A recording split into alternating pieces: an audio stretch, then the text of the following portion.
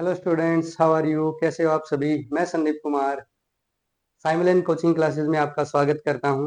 और आज हम शुरू करेंगे 10th क्लास पॉलिटिकल साइंस का पहला चैप्टर जिसका नाम है पावर शेयरिंग। चैप्टर में हम क्या क्या डिस्कस करेंगे और क्या चीज़ हम सीखेंगे।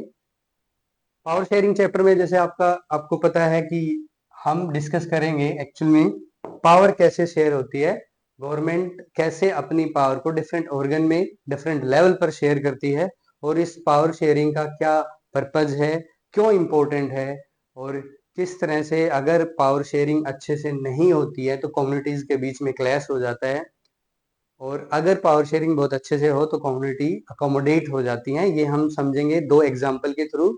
एग्जाम्पल हैं बेल्जियम और श्रीलंका के। तो इस चैप्टर को हम शुरू करते हैं। बहुत सारी चीजें हमें सीखने को मिलेंगी इस चैप्टर से।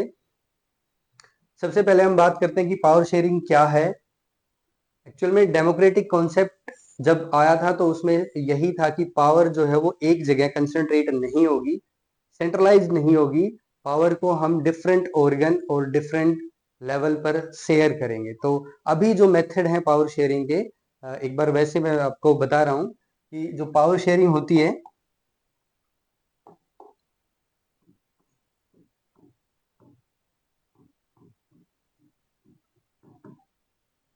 वो दो तरह से होती है। एक होता है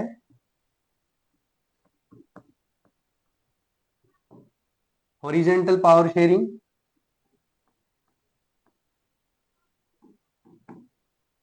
और दूसरी होती है हॉरिजेंटल पावर शेयरिंग में आपके तीन चीजें आती हैं। पहले तो ये समझ लेते हैं कि हॉरिजेंटल पावर शेयरिंग क्या होती है। हॉरिजेंटल पावर शेयरिंग में सबसे पहले लेजिस्लेटर,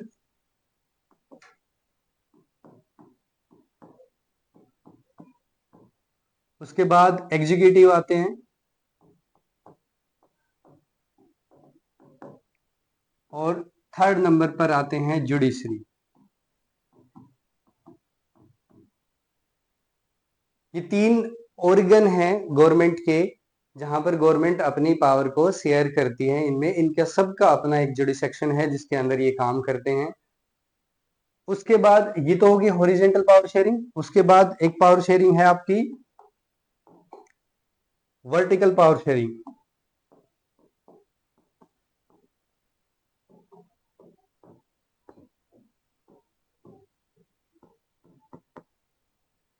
और वर्टिकल पावर शेयरिंग में क्या होता है भाई? वर्टिकल पावर शेयरिंग के अंदर तीन लेवल हैं, और वो लेवल कौन कौन से हैं? वो सबसे पहले है, पहले नंबर पर है आपकी सेंट्रल या यूनियन गवर्नमेंट।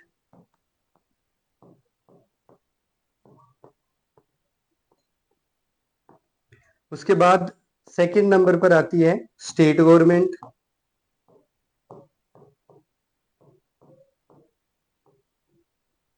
और थर्ड नंबर पर आती हैं फिर लोकल गवर्नमेंट। लोकल गवर्नमेंट जिनमें आप पंचायत, म्युनिसिपालिटीज, कंटोनमेंट बोर्ड, उन सबको इंक्लूड कर सकते हो। तो ये तीन आपकी क्या है भाई? ये लेवल हैं। वर्टिकल पावर का डिवीजन है ये। स्टेट गवर्नमेंट की अपनी पावर होती है, वो अपने डिसीजन लेती हैं, अपने जो एरिया है, जो क्षेत्र है, उनका जो टेरिटरी है उसके लिए डिसीजन लेते हैं। सेंट्रल गवर्नमेंट पूरे कंट्री के लिए कुछ चीजें जो है वो डिसाइड करती है, डिसीजन लेती है कुछ चीजों के लिए। यूनियन लिस्ट बनी हुई है उनके लिए कि किस पर्टिकुलर सब्जेक्ट के लिए कौन सी सरकार डिसीजन ले सकती है, कौन उसके लिए रिस्पॉन्सिबल है। तो यूनियन लिस्ट में जो सब्जेक्ट आते हैं जैसे डिफेंस, रेलवे वगैरह, वो सब हमारी यूनियन गवर्नमेंट उसके लिए डिसीजन लेती है। नेक्स्ट चैप्टर में सारा आप बिल्कुल ब्रीफली पढ़ोगे भी। देन उसके बाद स्टेट से रिलेटेड गवर्नमेंट, स्टेट गवर्नमेंट लेती है। उसके बाद फिर लोकल लेवल पर हमारी लोकल गवर्नमेंट है, जिनमें गांव के लेवल पर आप कहें तो पंचायत हैं, आपके जो कंटोनमेंट बोर्ड्स हैं जो शहरों में या जो सिटीज वगैरह होती हैं उनमें, एंड जो आपके टाउन्स वगैरह हैं उनमें आपके म्युनिसिपालिटीज, और इस तरह की जो गवर्नमेंट है उनकी व्यवस्था की गई है लोकल गवर्नमेंट के, लोकल जो इश्यूज हैं उनको टैकल करने के लिए। तो ये तीन चीजें आपने इसमें पढ़ी। उसके बाद क्या है? उसके बाद हम चलते हैं कि इस चैप्टर में हम बात करेंगे नेक्स्ट उसमें कि बेल्जियम और श्रीलंका के अंदर क्या क्या चीजें हैं जो डिस्कस करनी है, जो पावर शेयरिंग के इंपॉर्टेंस को बताती है, क्यों हम इन दोनों के एग्जाम्पल को यहाँ पर डिस्कस कर रहे हैं। तो सबसे पहले हम समझेंगे बेल्जियम में क्या है। तो हम एक बार यहां से हम समझते हैं बेल्जियम के अंदर क्या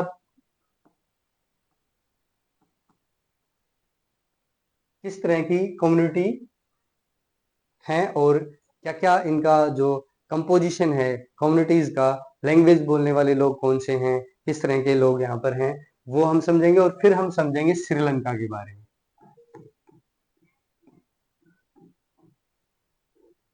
श्रीलंका के बारे में तो इन दोनों कंट्रियों का जब कंपोजिशन हमें समझ में आ जाएगा तो फिर हम समझ पाएंगे कि किस तरह से पावर शेयरिंग होनी चाहिए थी और किस तरह से हुई, और क्या क्या चीजें किस कंट्री को उसकी वजह से प्रॉब्लम फेस करनी पड़ी और कहाँ डेवलपमेंट अच्छा हुआ। तो सबसे पहले बेल्जियम की बात करते हैं। तो बेल्जियम में हम बात करेंगे तो यहाँ पर जो लैंग्वेज बोलने वाले लोग हैं वो कौन कौन से हैं, कौन सी लैंग्वेज बोली जाती है यहाँ पर। तो यहाँ पर सबसे ज्यादा डच लोग हैं जो लगभग 59% है यहाँ पर, डच भाषा बोलते हैं ये। उसके बाद फिर यहाँ पर है फ्रेंच।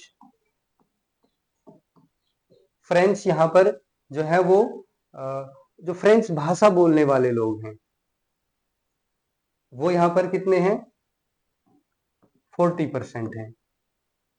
एंड फिर जर्मन लोग हैं और वो यहाँ पर है लगभग 1%। तो ये आपका एक कंपोजिशन है जिसमें आपने देखा कि डच जो है वो मेजोरिटी में है, ज्यादा नंबर है उनके, इसलिए उनको हम कहेंगे कि डच लोग मेजोरिटी में हैं। फ्रेंच और जर्मन लोग यहाँ पर माइनॉरिटी में हैं। यहाँ पर एक चीज और आपको समझनी है, वो क्या समझनी है कि जो डच लोग हैं वो बेल्जियम में तो मेजोरिटी में है, लेकिन जब यहाँ की कैपिटल की बात आती है ब्रुसेल्स के अंदर, तो यहाँ पर जो है डच लोग मेजोरिटी में नहीं है, माइनॉरिटी में है। यहाँ पर फ्रेंच लोग लगभग 80% हैं और डच लोग लगभग 20% हैं। तो ये कंपोजिशन है जो बेल्जियम है उसकी कैपिटल सिटी की, जहां पर जो फ्रेंच है वो मेजोरिटी में है और जो डच लोग हैं वो माइनॉरिटी में है। तो ये दोनों ही जगह पर, दोनों ही रीजन में एक्चुअल में है तो उसी की कैपिटल, बट यहाँ पर जो कंपोजिशन है वो चेंज हो जाता है कैपिटल सिटी के अंदर और बाकी कंट्री, रेस्ट कंट्री में अगर पॉपुलेशन को देखें तो उसके अंदर। लेकिन ये क्यों जरूरी है पूछना, क्योंकि यहाँ पर जब इन लोगों ने पावर को शेयर किया डिफरेंट ऑर्गन में, डिफरेंट कम्युनिटीज में, तो उन्होंने इस चीज का ख्याल रखा कि हमारी कहाँ पर किस रीजन में कौन सी पॉपुलेशन ज्यादा है, उसी के हिसाब से उन्होंने कम्युनिटीज को पावर दी। अब श्रीलंका के बारे में अगर हम बात करें तो श्रीलंका जो है सिंघाला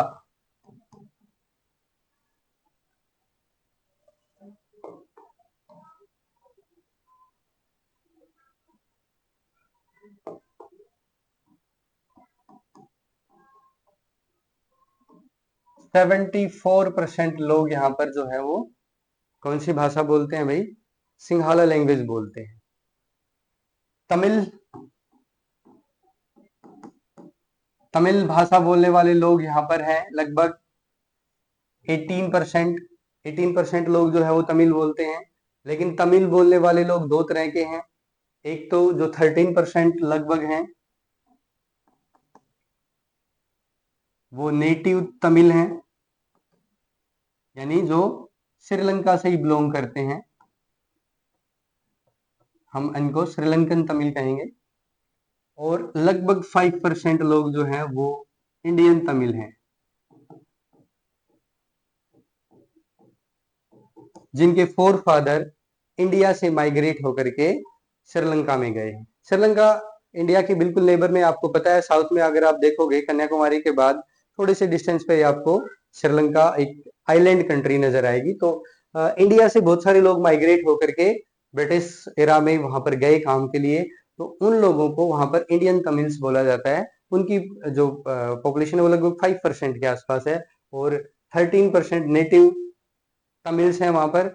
74% सबसे ज्यादा वहां पर क्या है, सिंघाला लैंग्वेज को बोलने वाले लोग हैं। अब क्या होगा जब दोनों ही कंट्री में हम देख रहे हैं कि अलग अलग भाषा को बोलने वाले लोग हैं, और दोनों में ही एक ये जो कंपोजिशन है बड़ा ही कॉम्प्लिकेटेड है, लेकिन दोनों ही कंट्री अलग अलग तरीके से इस सिचुएशन को हैंडल करते हैं, और वही हैंडल करने का जो प्रोसेस है, जो फॉर्म है पावर शेयरिंग का, वही एक बहुत बड़ा डिफरेंस क्रिएट करता है। वो क्या है वो देखते हैं। ये कंपोजिशन आपको याद होना चाहिए। ये पूछा जाता है ऑब्जेक्टिव में कि कितने परसेंट लोग डच बोलने वाले हैं, कितने परसेंट लोग फ्रेंच बोलने वाले हैं बेल्जियम में, या ब्रुसेल्स में कितने लोग जो है वो डच या फ्रेंच बोलते हैं। तो ये आपको ध्यान रखना है। और एक चीज और साथ ध्यान रख लेना कि ये भी पूछा जा सकता है कि ये जो डच बोलने वाले लोग हैं ये किस एरिया में रहते हैं। जैसे यहाँ पर लिखा हुआ है कि 59% living in Flemish region, and another जो लोग हैं वो वोलोनियन रीजन में रहते हैं। तो ये आपको ध्यान रखना है कि कहाँ रहते हैं, ये भी पूछा जा सकता है। उसके बाद फिर हम जब बात करते हैं कि यहाँ पर साफ साफ लिखा हुआ है एक और बात कि जो the minority French speaking community was relatively rich and powerful. यहाँ पर फ्रेंच एंड जो फ्रेंच स्पीकिंग कम्युनिटी है वो ज्यादा पावरफुल है, ज्यादा रिलेटिवली रिच है। वो बेशक वो ब्रसेल में जो है वो मेजोरिटी में है, लेकिन पूरी कंट्री में वो माइनॉरिटी में है, बट फिर भी वो ज्यादा पावरफुल है और ज्यादा क्या है, रिलेटिवली रिच है वो। तो ये भी आपको ध्यान रखना है, क्योंकि ऑब्जेक्टिव में बहुत सारी तरीके से क्वेश्चन पूछे जाते हैं, तो वो कोई भी इनमें से पूछ सकता है। श्रीलंका का मैंने आपको बता दिया कि सिंघाला लैंग्वेज 74% लोग हैं, तमिल जो है वो 18% है, नेटिव और श्रीलंकन 13% है जो तमिल है, क्योंकि तमिल 18% है, उन्हीं में से ये भी है, और 5% उनमें से इंडियन तमिल्स हैं। अदर यहाँ पर कुछ और भी हैं, कुछ और भाषा बोलने वाले लोग भी हैं। वो कौन है, कितने हैं, तो यहाँ पर अदर जो भाषा बोलने वाले लोग हैं वो लगभग 7% हैं, एंड मुस्लिम लोग लगभग 1% है। यहाँ पर 1% के आसपास मुस्लिम लोगों की भी पॉपुलेशन इस रीजन में है। तो ये सारा कंपोजिशन आपको ध्यान रखना है, ऑब्जेक्टिव पर्सपेक्टिव से पूछा जा सकता है। देन उसके बाद अब कैसे पावर शेयरिंग होगी, ये तो एथनिक ग्रुप हो गए वहां पर जो अलग अलग थे। अब पावर शेयरिंग कैसे होगी वो हम डिस्कस करते हैं अब नेक्स्ट। तो सबसे पहले यहाँ पर देखो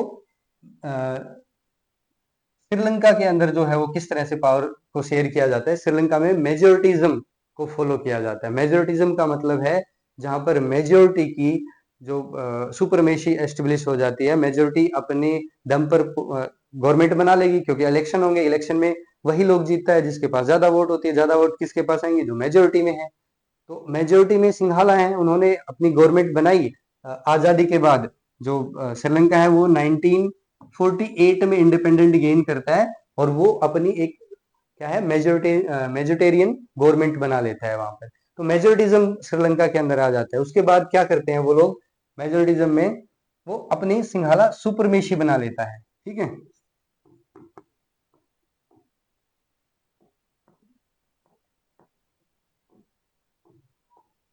सिंघाला सुपरमेशी वो बना लेते हैं। देन उसी में उन्होंने 1956 में एक एक्ट पास करते हैं।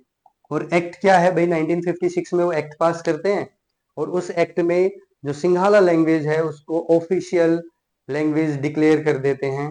यूनिवर्सिटीज और गवर्नमेंट की जो डिफरेंट वैकेंसीज होती हैं उनमें सिंघाला लैंग्वेज को प्रेफरेंस दी जाने लगती है, एंड बाकी लैंग्वेज को इतनी इंपॉर्टेंस नहीं मिलती, जिससे उन लोगों को कम अपॉर्चुनिटी मिलती है। और यही वजह होती है कि जो श्रीलंका है उसके अंदर प्रोटेस्ट होने शुरू हो जाते हैं।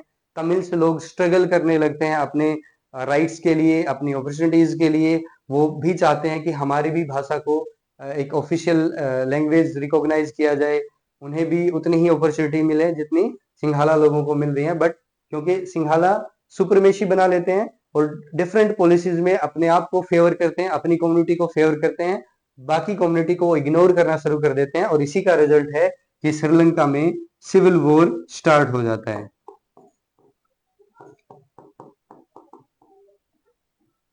सिविल वॉर हो जाता है। तो ये कहानी है श्रीलंका की। श्रीलंका में जो कंपोजिशन था जिस तरह का आपने देखा, और उन्होंने जिस तरह से अपनी जो गवर्नमेंट थी उसमें पावर को शेयर किया, उससे आपको ये पता चला कि पावर अच्छे से शेयर ना होने की वजह से उन वहां पर एक सिविल वॉर की कंडीशन बन जाती है। डिफरेंट कम्युनिटी आपस में झगड़ती हैं राइट्स के लिए, जिनको नहीं मिल रहे थे वो अपने राइट्स के लिए उनके साथ झगड़ती हैं, जो सुपरमेशी बना के बैठे थे उनके साथ, और कंट्री में पूरा सिस्टम अनस्टेबल हो जाता है, पॉलिटिकल अनस्टेबिलिटी आ जाती है और एक सिविल वॉर की कंडीशन वहां पर बन जाती है। उसके बाद अब देखते हैं हम दूसरी तरफ बेल्जियम में। बेल्जियम क्या करता है? बेल्जियम करता है भाई अकोमोडेशन। अकोमोडेशन होता है बेल्जियम में। अकोमोडेशन किस चीज में कैसे होता है अकोमोडेशन, कैसे करते हैं वो? क्योंकि वहां पर भी तो अलग अलग कम्युनिटी रहती थी, वहां पर क्यों नहीं क्लैश हुआ, वहां पर क्यों नहीं कन्फ्लिक्ट हुए, वहां पर क्यों नहीं सिविल वॉर हो गया? तो यहाँ इन लोगों ने जिस तरह से हैंडल किया अपनी सिचुएशन को, जिस तरह से उन्होंने पावर को अरेंज किया, पावर को डिस्ट्रीब्यूट किया डिफरेंट ग्रुप में, डिफरेंट सोशल ग्रुप में, तो उस वजह से वहां पर लोग एक दूसरे के साथ क्लैश ना करके वो एक साथ आ गए और अकोमोडेशन हो गया। कैसे होता है वो? तो इसमें देखो, सबसे पहले सबसे इंपॉर्टेंट क्या है कि जो बेल्जियम के अंदर जो है वो 1970 से लेकर के 1993 तक, लगभग 1970 से 1993 तक उन्होंने अपने कॉन्स्टिट्यूशन को 4 टाइम अमेंड किया। यानी कि वो लोग बार बार इस प्रयास में लगे हुए थे कि किस तरह से हम डिफरेंट कम्युनिटीज की डिमांड्स को फुलफिल कर पाए और उनको साथ लेके आ पाए। तो इसलिए उन्होंने 4 टाइम अपनी कॉन्स्टिट्यूशन को अमेंड किया। कब से? 1970 टू 1993 के बीच में। ये क्वेश्चन पूछे जाते हैं कई बार, तो इनको बड़े ध्यान रखना है कि किस टाइम पीरियड के बीच में उन्होंने अपने कॉन्स्टिट्यूशन को अमेंड किया। या ये पूछ सकते हैं 1970 टू 1993 कितनी बार अमेंडमेंट उन्होंने किया? तो 4 टाइम उन्होंने अमेंडमेंट किया। क्यों किया? क्योंकि वो कॉन्स्टिट्यूशनली एक ऐसा रास्ता निकालना चाहते थे जिससे कम्युनिटीज अकोमोडेट हो सके, एक साथ आ सके, एक साथ रह सके प्यार प्रेम से, बिना किसी के साथ लड़ाई झगड़ा की, सबको इक्वल राइट्स मिल सके, इक्वल अपॉर्चुनिटीज मिल सके। तो अब उन्होंने क्या किया था भाई? उन्होंने किया था कि कॉन्स्टिट्यूशन में उन्होंने इस प्रोविजन किया कि जो सेंट्रल गवर्नमेंट है,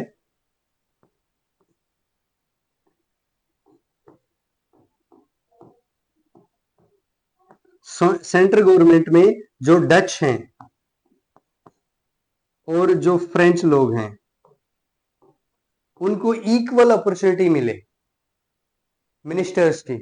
यानी कि इस गवर्नमेंट में सेंट्रल लेवल पर दोनों ही कम्युनिटी के इक्वल मिनिस्टर होंगे। कोई ये नहीं कि भाई किसी को ज्यादा एक अपॉर्चुनिटी मिल रही है, ज्यादा नंबर में है, और कहीं ये नहीं है कि भाई दूसरी कम्युनिटी को इग्नोर किया जा रहा है या उनको अपॉर्चुनिटी नहीं मिल रही। इनको इक्वल रखा गया, पहली कंडीशन थी। ठीक है। दूसरे में उन्होंने क्या किया? दूसरा, पहली तो यहां पर आप देखोगे कि कॉन्स्टिट्यूशनली उन्होंने इस चीज को, हाँ, पहले इन्होंने क्या किया कि कॉन्स्टिट्यूशनली इस चीज को उन्होंने सभी इक्वल मिनिस्टर रखे दोनों ही कम्युनिटी के। देन सेकंड उन्होंने स्टेप लिया कि जो सेंटर के पास जो पावर थी उस पावर को, यानी सेंटर से कुछ पावर उन्होंने कहा ट्रांसफर कर दी भाई? स्टेट गवर्नमेंट के पास। कुछ पावर उनको स्टेट गवर्नमेंट को दे दी, और स्टेट गवर्नमेंट सब कोऑर्डिनेट नहीं था किसका? सेंट्रल गवर्नमेंट का। यानी वो अपने लिए अपनी टेरिटरी में डिसीजन लेने के लिए फुल्ली रेस्पॉन्सिबल थे, फुल्ली उनको लिबर्टी मिली हुई थी, फ्रीडम मिली हुई थी। देन उसके बाद थर्ड उन्होंने क्या किया? थर्ड उन्होंने किया कि जो ब्रसेल्स थी, यानी जो कैपिटल, मैंने आपको बताया था वहां पर जब हम बात कर रहे थे, कैपिटल में जो कंपोजिशन है वो डिफरेंट था। क्योंकि कैपिटल में जो बेल्जियम में पूरे कंट्री के अंदर जो मेजोरिटी में कम्युनिटी थी डच, वो ब्रसेल में माइनॉरिटी में थी, और फ्रेंच लोग वहां पर आपके मेजोरिटी में थे। तो अब उनके लिए उन्होंने क्या किया कि ब्रसेल्स के लिए उन्होंने सेपरेट कम्युनिटीज के लिए उन्होंने गवर्नमेंट रख दी कि भाई हम यहाँ पर अलग गवर्नमेंट बनाएंगे कम्युनिटी के लिए, जो उनके वेलफेयर के लिए काम करेगी। ठीक है। तो बेल्जियम में सेपरेट गवर्नमेंट होगी। तो ये तीन, और उसके बाद एक प्रोविजन और किया उन्होंने कि स्टेट गवर्नमेंट और सेंट्रल गवर्नमेंट के अलावा थर्ड काइंड ऑफ गवर्नमेंट, तीसरी गवर्नमेंट भी उन्होंने बनाई, जिसका नाम उन्होंने रखा कम्युनिटी गवर्नमेंट। क्या? Community government. अब इसमें इन्होंने क्या किया भाई? कम्युनिटी गवर्नमेंट में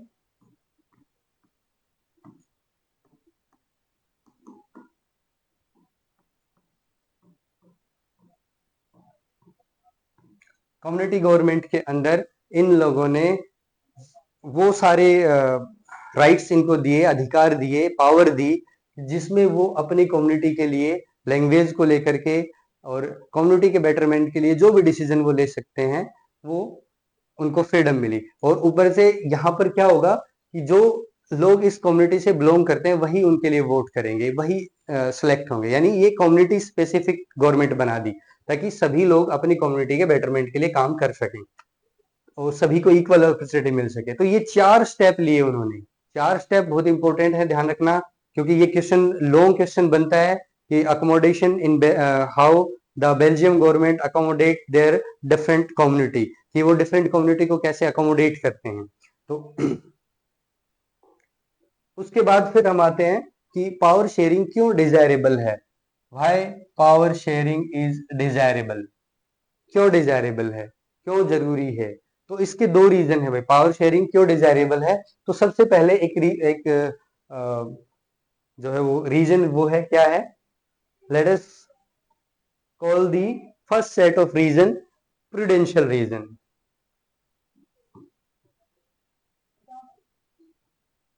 सॉरी,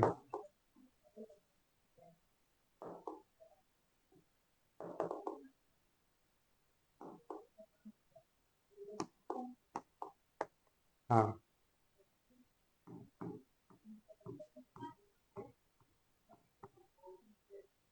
प्रूडेंशियल रीजन में क्या है भाई, प्रूडेंशियल रीजन के अंदर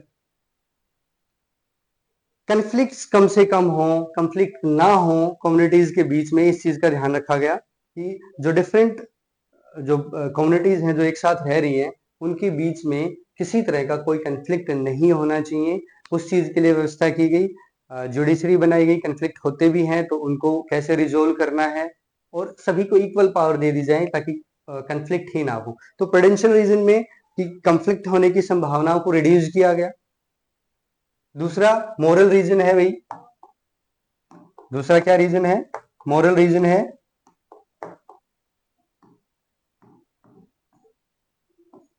और मोरल रीजन में क्या है भाई, मोरल रीजन में आपको पता है डेमोक्रेटिक कॉन्सेप्ट आया था ही पावर शेयरिंग के लिए। तो यानी कि उसकी तो ये आत्मा है, क्या है, स्पिरिट है उसकी, पावर शेयरिंग की। यानी डेमोक्रेसी के अंदर पावर शेयरिंग बहुत ही इंपॉर्टेंट रोल प्ले करता है, ये उसकी आत्मा है। और बिना पावर शेयरिंग के एक डेमोक्रेटिक कंट्री रन नहीं कर सकता, वो फुल्ली डेमोक्रेटिक ही नहीं होगा अगर वहां पर पावर शेयरिंग नहीं है। तो ये सारी इसमें डेवलपमेंट हुई। देन उसके बाद फिर हम लास्ट में देखते हैं एक छोटी सी इसमें आपको कहानी के रूप में कुछ क्वेश्चन भी पूछे गए हैं। वो क्या है, खलील्स दलाइमा। मैं इसको एक्सप्लेन कर देता हूँ कि इसमें क्या है। एक्चुअल में यहाँ पर भी एक बहुत ही कॉम्प्लिकेटेड कंपोजिशन दे रखा है कम्युनिटीज का। और ये जो एग्जाम्पल है ये है लेबनान का भाई।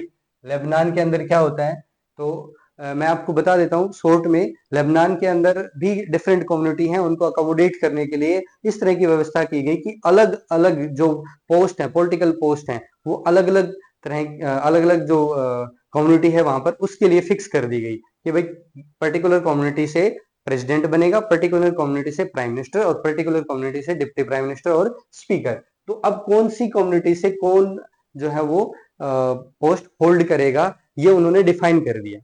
लेकिन खलील जो था, खलील जिसकी मदर जो है वो सिया मुस्लिम थी एंड उसके फादर ऑर्थोडॉक्स क्रिश्चियन थे, वो भी पॉलिटिकल एम्बिशंस रखता था। वो भी चाहता था कि वो प्रेसिडेंट बने, देश के लिए कुछ काम करे, अच्छा करे, पॉलिटिकल सिस्टम में आना चाहता था। लेकिन क्योंकि वहां पर व्यवस्था इस तरह की थी कि जो प्रेसिडेंट बनना है तो आपको क्या होना पड़ेगा, अगर आपको प्रेसिडेंट बनना है तो आपको कैथोलिक क्रिश्चियन होना पड़ेगा। अगर आपको प्राइम मिनिस्टर बनना है तो आपको सुन्नी मुस्लिम होना पड़ेगा। अगर आपको डिप्टी प्राइम मिनिस्टर बनना है तो आपको ऑर्थोडॉक्स क्रिश्चियन होना पड़ेगा। अगर आपको स्पीकर बनना है तो आपको सिया मुस्लिम होना पड़ेगा। यानी कि ये चारों ही पोस्ट अलग अलग कम्युनिटी को जो है वो दे दी गई। लेकिन खलील के लिए क्या है, अब खलील कैसे बन पाएगा, क्या खलील का पॉलिटिकल जो एम्बिशंस है वो फुलफिल हो पाएंगी, कैसे होंगी। वो तो किसी भी कम्युनिटी से बिलोंग नहीं कर रहा, क्योंकि उसकी मदर अलग कम्युनिटी से, उसके फादर अलग कम्युनिटी से। अगर वो मदर की कम्युनिटी में जाता है तब भी नहीं हो पाते, क्यों? क्योंकि उसकी मदर कहाँ से है? उनकी मदर है सिया, जो सुन्नी मुस्लिम है उनकी मदर। तो अब सुन्नी मुस्लिम है, तो अब वो प्रेसिडेंट बनना चाहता है, नहीं बन सकता। उसके फादर ऑर्थोडॉक्स क्रिश्चियन है, जबकि आपके प्रेसिडेंट कौन बन सकते हैं? कैथोलिक क्रिश्चियन बन सकते हैं, तो वो नहीं बन पाता। अब यही प्रॉब्लम थी और इसी का सॉल्यूशन मांगा है किसने? वेताल ने मांगा है, किससे? विक्रम से, कि आप आंसर करो कि खलील की जगह आप होते तो क्या करते। अब सोचो आप क्या करते इसमें। आपको इस पॉलिटिकल सिस्टम को खत्म करना पड़ेगा। आपको ये करना पड़ेगा कि सभी को इक्वल अपॉर्चुनिटी मिले, सभी को बराबर अधिकार होने चाहिए, किसी कम्युनिटी के बेसिस पर आपको किसी पॉलिटिकल पोस्ट को रिजर्व नहीं करना चाहिए। जो भी कैंडिडेट चुना जाएगा, सबसे ज्यादा जिसको वोट मिलेंगी जिस भी पोस्ट के लिए, वही उसका हकदार होना चाहिए। ये सिस्टम होना चाहिए, ना कि किसी पर्टिकुलर कम्युनिटी बेस्ड जो है वो। लेकिन यहाँ पर लेबनान में ये सिस्टम बना हुआ है, तो अब इसी के अकॉर्डिंग क्या खलील अपनी एम्बिशन फुलफिल कर पाता है? बिल्कुल भी नहीं कर पाएगा। तो खलील क्या करेगा? खलील सोचेगा बैठ करके क्या करना चाहिए। हम सोचते हैं क्या? Form of power sharing, different forms of power sharing. क्या क्या हो सकती है पावर शेयरिंग? तो पहली तो है कि हम पावर, देखो अब आपको ये बात समझ में आ गई होगी कि पावर शेयरिंग क्यों जरूरी है। पावर शेयरिंग अगर अच्छे से नहीं हुई तो क्या हुआ श्रीलंका में, है ना? तो ये बहुत इंपॉर्टेंट है। अब क्या है कि पावर शेयरिंग की फॉर्म क्या है, डिफरेंट, किस किस किस किस तरह से पावर शेयरिंग हो सकती है अलग अलग लेवल पर, अलग अलग ऑर्गन्स में। ठीक है, तो वो समझते हैं पॉलिटिकल पार्टीज के बीच में, प्रेशर ग्रुप्स के रूप में। तो सबसे पहले क्या है भाई? Power sharing among different organs. Organs क्या होंगे? सबसे पहले समझाया था मैंने क्या भाई? पावर शेयरिंग के डिफरेंट ऑर्गन क्या थे? 3 ऑर्गन मैंने आपको बताए थे पावर शेयरिंग जब हमने ये पढ़ा स्टार्टिंग में ही। क्या थे भाई? लेजिस्लेटर, है ना? लेजिस्लेटर क्या करते हैं भाई?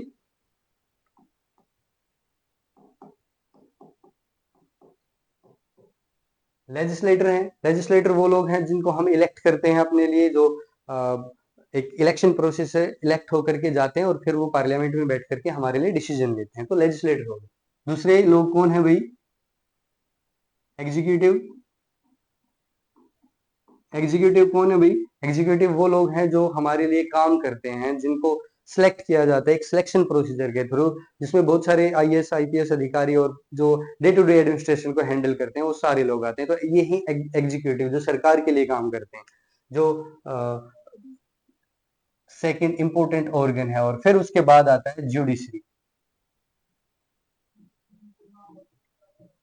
जुडिशरी ये भी एक बहुत ही इंपॉर्टेंट ऑर्गन है, क्योंकि अगर किसी भी लेवल पर कोई कंफ्लिक्ट होता है, कोई विवाद होता है, तो फिर यही जो है वो जुडिशरी ही है जो उसको सोल्व करता है। क्योंकि कॉन्स्टिट्यूशनली आपको एक सॉल्यूशन देना वो जुडिशरी का काम है। तो ये तीनों ऑर्गन है, इनमें पावर इक्वली डिस्ट्रीब्यूटेड है, सबका अपना जुडिसेक्शन है, सबका अपना एक कार्य क्षेत्र है जिसके अंदर ये काम करते हैं और डिसीजन जो है वो लेते हैं अपने, जिस जो भी इनको रेस्पॉन्सिबिलिटी मिली है उसी उसी को लेकर के। उसके बाद फिर सेकंड जो है वो क्या है भाई? Power sharing among different level. तो डिफरेंट लेवल, लेवल पे हमने बात की थी क्या? लेवल क्या थे भाई?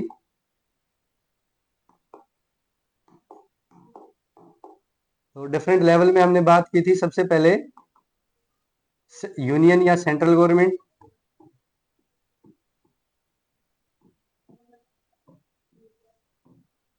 उसके बाद state government,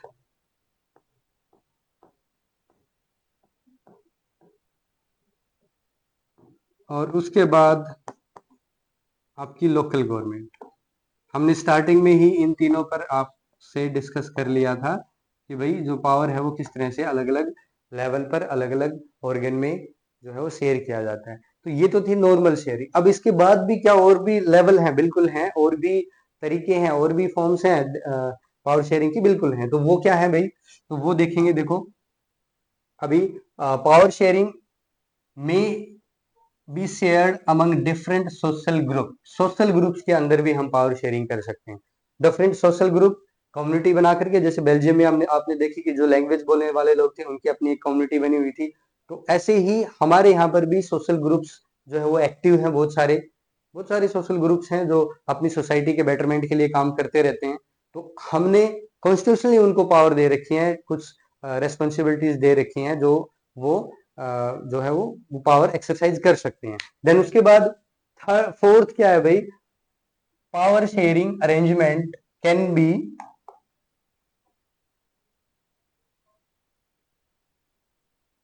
political parties, pressure groups and movement जो है वो ऑर्गेनाइज कर सकते हैं लोग। बहुत सारे आपने देखा होगा, एक तो पॉलिटिकल पार्टी आप समझते हो कि एक तो वो पॉलिटिकल पार्टी है जो रूल कर रही है, वो तो है ही, बट अपोजिशन पॉलिटिकल पार्टी को भी तो बहुत सारे राइट मिले हुए हैं, बहुत सारी पावर मिली है एक्सरसाइज करने के लिए। वो सरकार से क्वेश्चन पूछती है, अपोजिशन में बैठती है पार्लियामेंट में, वो क्वेश्चन करती है उनके डिफरेंट जो भी एक्ट वो करते हैं, जो भी काम करते हैं, जो बिल लेकर के आते हैं, तो पॉलिसीज बनाते हैं, उन पर वो क्वेश्चन करती हैं सरकार को, लोगों को अवेयर करती हैं कि भाई सरकार ये डिसीजन ले रही है, ये गलत है या सही है।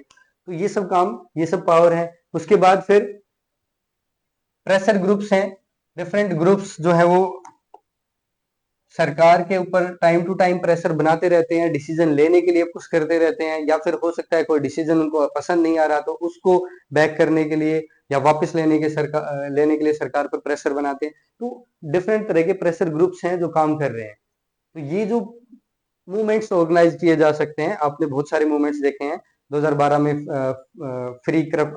करप्शन फ्री इंडिया एक मूवमेंट चला था, जिसमें फिर एक नई पार्टी बनकर के आई थी, आम आदमी पार्टी, और उन्होंने जो है दिल्ली पर इलेक्शन में सरकार बनाई बाद में। और हालांकि अब वो हार गए हैं, वो अलग बात है, बट एक टाइम तो उन्होंने बहुत पॉपुलैरिटी हासिल की थी। तो मूवमेंट्स ऑर्गेनाइज किए जा सकते हैं। अभी रिसेंटली आपने देखा, कुछ साल पहले हमने यहाँ पर एक किसान आंदोलन ऑर्गेनाइज किया था गया था, जो किसानों के बिल आए थे उसको वापस करने के लिए, तो सरकार को आखिरकार झुकना पड़ा। तो ये जो मूवमेंट्स हैं, ये भी ऑर्गेनाइज कर सकते हैं, प्रेशर ग्रुप्स बना सकते हैं, किसान ग्रुप बने हुए हैं बहुत सारे, किसानों के हित के लिए जो काम करते हैं, सरकार से बार बार डिमांड करते रहते हैं, एमएसपी वगैरह के लिए डिमांड करते रहते हैं, एमएसपी को बढ़ाने के लिए डिमांड करते रहते हैं, तो सब्सिडी वगैरह के लिए डिमांड करते रहते हैं। तो ये सारे प्रेशर ग्रुप्स हैं। और पॉलिटिकल पार्टी जो अपोजिशन वाली मैंने आपको बताई, और हर एक स्टेट में भी अपोजिशन पार्टी होती है जिनके पास इतनी पावर तो होती है कि वो असेंबली में बैठ करके डिसीजन को क्रिटिसाइज कर सकें, और लोगों को अवेयर कर सकें कि भाई सरकार ये डिसीजन कर रही है, देख लो आप। अब आप, तो ये सारी जो है वो पावर शेयरिंग की डिफरेंट, आपने क्या पढ़े, एक बार क्विक रिवीजन कर लें।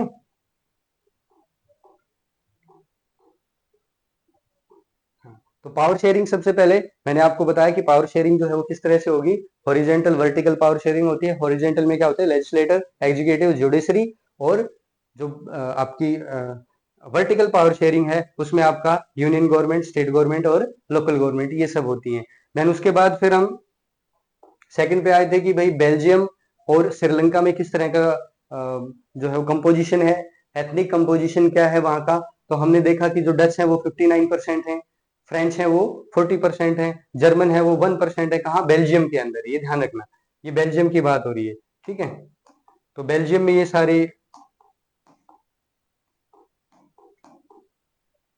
व्यवस्था है। देन उसके बाद जो बेल्जियम की कैपिटल है ब्रसेल्स, उसके अंदर जो है वो कम्युनिटीज थोड़ी सी डिफरेंट हैं। डिफरेंट क्यों है भाई, डिफरेंट इसलिए हैं क्योंकि वहां पर फ्रेंच जो है वो मेजोरिटी में है और डच जो है वो माइनॉरिटी में है। बट आपको ध्यान रखना है, जो फ्रेंच लोग हैं वो ज्यादा रिलेटिवली रिच एंड पावरफुल हैं, तो वो ध्यान रखना है आपको, कई बार क्वेश्चन इस तरह से भी पूछा जा सकता है। देन उसके बाद फिर आपने देखा कि श्रीलंका में हमने सेकंड फिर देखा कि श्रीलंका में जो है वो सिंघाला सबसे ज्यादा 74% है। देन तमिल्स 18% है। और तमिल्स जो 18% है उनके अंदर ही 13 तमिल दो तरह के हैं वहां पर, दो जो तमिल कम्युनिटी है वो डिवाइडेड है, नेटिव तमिल्स और इंडियन तमिल्स में। तो नेटिव तमिल्स 30% है और इंडियन तमिल्स जो है वो 5% है। देन उसके बाद जो अदर है वो 7%, मुस्लिम्स हैं वो 1% के आसपास है। देन उसके बाद फिर चलते हैं भाई मेजोरिटिज्म इन श्रीलंका, यानी श्रीलंका ने क्या किया। श्रीलंका ने जो अपनी मेजोरिटी थी इंडिपेंडेंट के बाद, कब इंडिपेंडेंट हुए, 1948 में सिंघाला सुपरमेशी बना ली उन्होंने। सिंघाला लोग पावर में आए, उन्होंने सुपरमेशी बनाई। अपनी जो गवर्नमेंट थी उसमें ऐसे प्रोविजन उन्होंने किए, ऐसी पॉलिसीज वो लेके आए जिससे सिंघाला लैंग्वेज को, कब कब डेट याद रखनी है, 1956 में उन्होंने सिंघाला को as a official language declare कर दिया। एंड उसके बाद जब तमिल्स लोगों को या अदर जो लोग थे वहां पर, मुस्लिम्स थे, उनको जब अपॉर्चुनिटी नहीं मिली, राइट नहीं मिले, तो उन्होंने उनके अगेंस्ट स्ट्रगल करना शुरू कर दिया, मूवमेंट ऑर्गेनाइज करने शुरू कर दिए, और धीरे धीरे वो चीजें बढ़ती गई और लास्ट में सिविल वॉर वहां पर एक लड़ा गया। तो उसके बाद फिर क्या होता है, ये तो थी श्रीलंका की कहानी, श्रीलंका में क्या हुआ। देन उसके बाद फिर अकोमोडेशन इन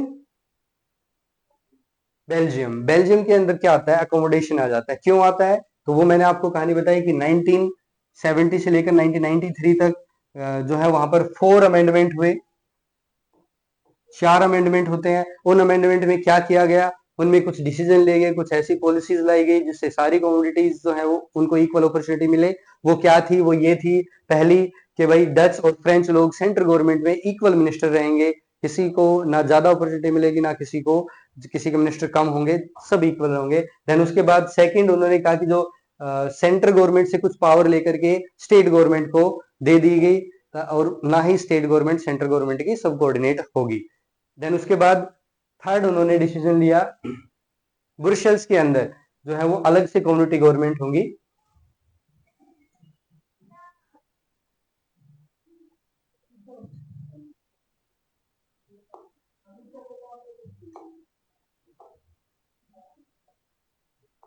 ब्रुसेल्स के अंदर अलग से कम्युनिटी गवर्नमेंट होंगी, और वो कम्युनिटी गवर्नमेंट क्या होंगे भाई,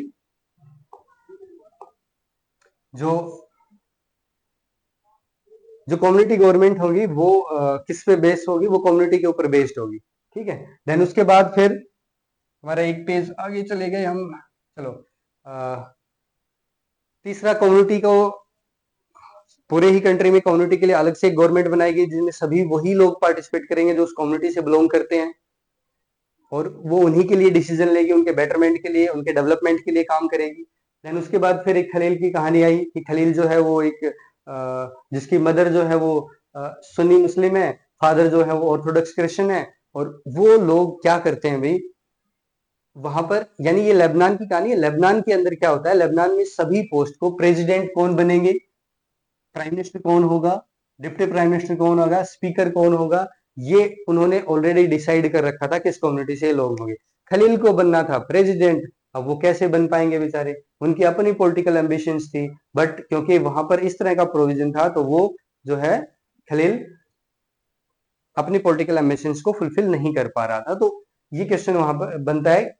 ये इसलिए आपको पूछा गया कि भाई जो कम्युनिटी बेस्ड आप स्ट्रक्चर बनाते हो तो उसमें भी कई बार बहुत सारे पॉलिटिकल एम्बिशियस लोगों की जो एम्बिशन है वो फुलफिल नहीं हो पाते हैं, वो उस पॉलिटिकल पोस्ट को होल्ड नहीं कर पाते जिसके लिए वो देश में जिस पोस्ट पर वो बैठ करके देश के लिए कुछ बेटर करना चाहते हैं। तो जरूरी नहीं है कि हर जगह ये कम्युनिटी बेस्ड जो स्ट्रक्चर है गवर्नमेंट का वो सक्सेसफुल हो। उसके बाद फिर different form of power sharing, हमने बात की पावर शेयरिंग की, लेजिस्लेटर है, एग्जीक्यूटिव है, जुडिशरी है। फिर हमने बात की लेवल कि भाई यूनियन गवर्नमेंट है, स्टेट गवर्नमेंट है और लोकल गवर्नमेंट है। इसके अलावा कुछ और प्रोविजन थे इसमें। हमने खास करके बात की कि जो पावर शेयरिंग होती है किसमें, पावर शेयरिंग में डिफरेंट सोशल ग्रुप्स में, सोशल ग्रुप जो बनते हैं उनके अंदर उनको भी कुछ पावर एक्सरसाइज करने के लिए दी गई है। वो अपने ग्रुप के लिए, अपनी सोसाइटी के लिए बेटरमेंट जो करना चाहते हैं तो उसके लिए वो कर सकते हैं। उसके बाद फिर पॉलिटिकल पार्टी जो अपोजिशन में पॉलिटिकल पार्टी बैठी है उनको भी कुछ पावर दी गई है, डिसीजन मेकिंग में वो पार्टिसिपेट करते हैं। वो सरकार से क्वेश्चन पूछ सकते हैं, प्रेशर ग्रुप्स बन सकते हैं सरकार, जैसे किसान का मैंने एग्जांपल आपको दिया। तो ये सारे, देन उसके बाद ये चैप्टर आपका हो जाता है फिनिश। तो यही था, इसमें डिफरेंट क्वेश्चन है जो पूछे जा सकते हैं। एक अलग से वीडियो बना करके क्वेश्चन पे भी हम डिस्कस करेंगे। आज के लिए इतना ही काफी है। जय हिंद, जय भारत।